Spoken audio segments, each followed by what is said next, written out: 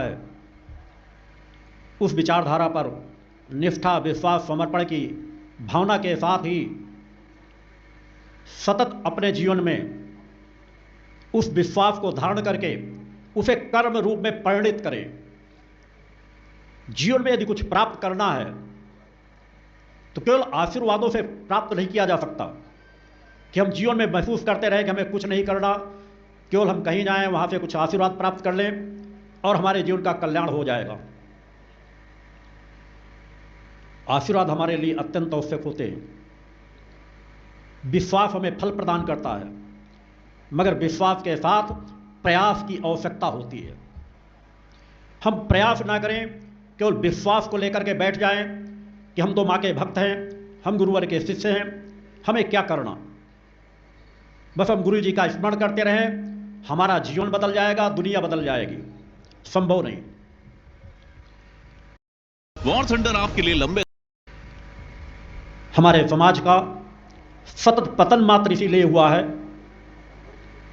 कि हमने कर्म को महत्व नहीं दिया, पुरुषार्थ को महत्व नहीं दिया।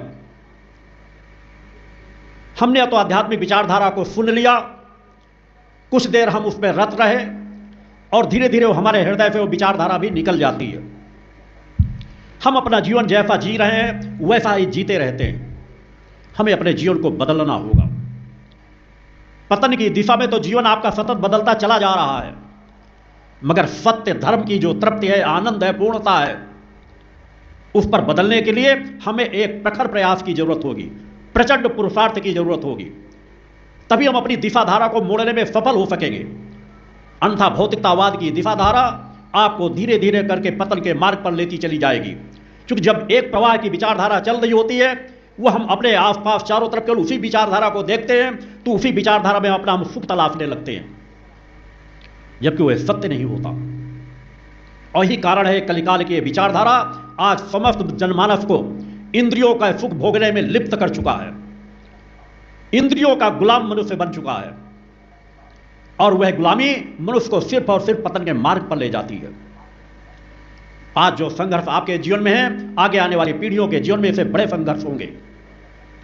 उनसे हम किस प्रकार बच सकते हैं, उसके लिए ही यात्रा दी गई है। आपके गुरु के विचार धर्म, राष्ट्र और मानवता के क्षेत्र से जुड़े होते हैं। उन समस्त धर्म ग्रंथों का जो मूल सार है कि किस तरह का आपका जीवन जीने से आपके जीवन में परिवर्तन आएगा, उस दिशा में चिंतन रहते हैं।